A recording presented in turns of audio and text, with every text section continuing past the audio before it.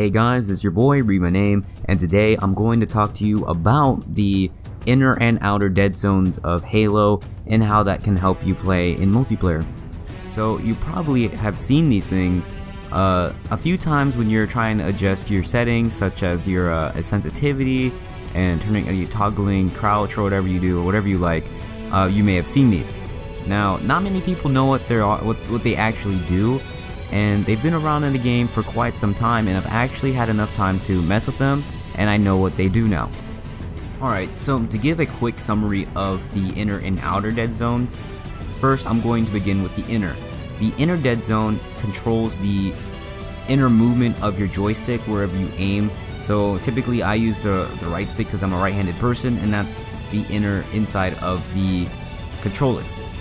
For the outside, it's the opposite. It will be the opposite on the outside rim of your joystick. Now, with this inner dead zone and outer dead zone, you can slow down the times it takes, or add weights, if you will, to how long it takes to move across your joystick map.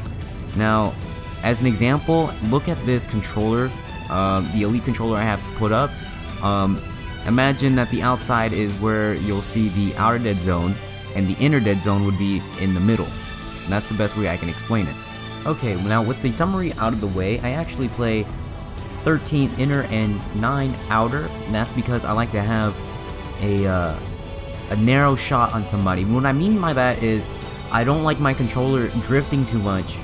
If I were to like make a change, it would I don't want that to derive too much from the character I'm shooting at, and I have 9 on the outside, so that way I'm still able to catch people. But I'm not missing out on a fast turn, if you get what I mean. But that's personally me. Okay, so if you didn't know, the actual dead zone limit is 15%. This is pretty high. I actually go pretty high on the scale with the 13 and 9, but like I said, that's personal preference. But right now what I'm doing is I'm going to show you the difference between the dead zones and what they actually affect. However, these things may seem subtle without the aim assist because I'm not aiming at someone, but when you do shoot someone, I guarantee you'll feel the difference in the inner and outer dead zones.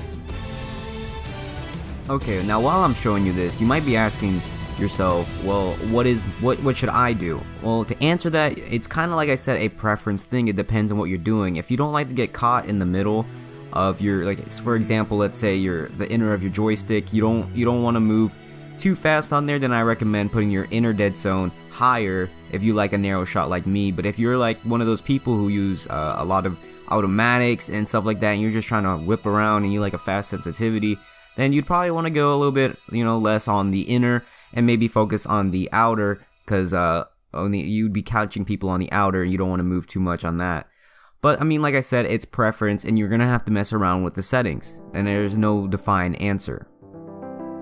Okay, as a quick recap, I just wanted to say that the inner dead zone is the inner of your joystick and the outer is the outer of your joystick. Example being the rim for the outer and the inner being the dead center of your joystick.